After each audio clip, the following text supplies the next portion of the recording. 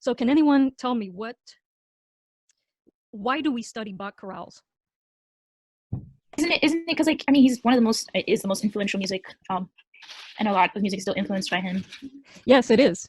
And it's very strange that in his own lifetime, nobody knew who he was. He was, you know, he was a nobody in his life. And then came the Mendelssohns, Felix and Fanny Mendelssohn, in the Romantic period, and discovered his work, started performing his work, and realized that he had passed on, you know, practices that his sons, because Bach had a lot of sons that became composers who were more famous than him during their lifetimes, and had passed on something great through their sons, and his sons had influenced a lot of classical composers. And so when the Mendelssohns traced everything back, they discovered that this guy J.S. Bach was really, really an important composer in his time.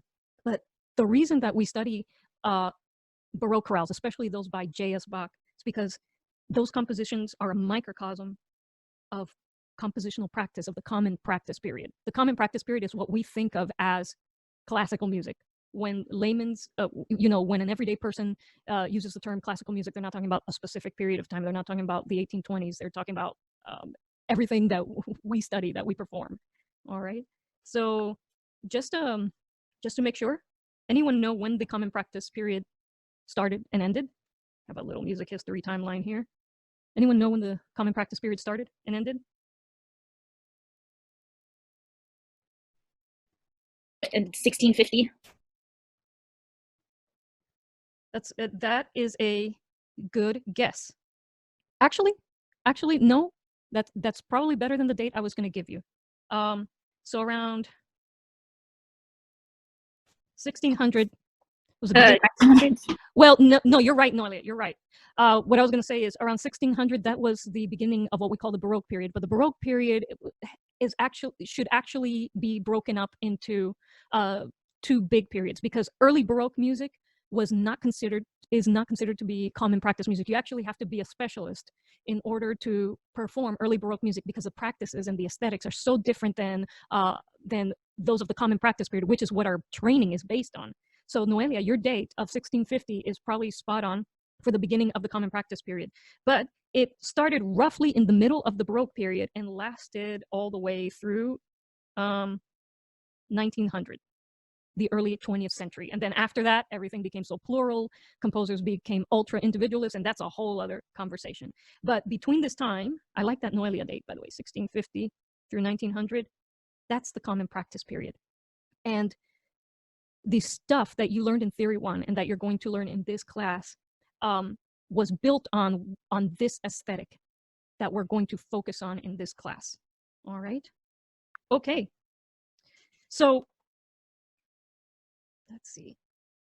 Anyone know what the two aesthetic values of the common practice period were? From that. But in the common practice period of Western music, the values were very different from that. People hear complexity, at least in this culture at that time. They heard complexity in music when they heard harmonic directionality, when they heard individual voices within those harmonies have some sort of independence, which is called voice leading. Now, this is very subjective. What the people of that time thought was complex. Do the practices that we're going to learn really really promote harmonic directionality and chord tone independence? Well, if you set up the context correctly, and again, composition, you can make anything work so long as you set up the right context. But if we set up the context correctly and we become familiar with the style of music and immerse ourselves in the style, we will be convinced that through these practices that that you guys learned in Theory 1 and that you're going to learn in this class will promote harmonic directionality. And these practices brought about tonality. Early Baroque music, Renaissance music was modal. Modality is more fluid. And it's more fluid because in modal music, the harmonies do not have an assertive motion to a scale degree 1, whereas tonal music, we have, and for the first time in the common practice period, this was important, we have assertive motion to a scale degree 1. And that's actually how harmonic and melodic minor came about, was to make modal scales tonal. And we'll talk about that moving forward. Okay, so to answer the questions, and this is a question that is in your assignment, what were the two values that carried throughout the common practice period? The two aesthetic values were, one, harmonic directionality, or you could say harmonic forward motion, and voice leading, which is to promote independent motion between voices, quote unquote voices or chord members, in a harmony.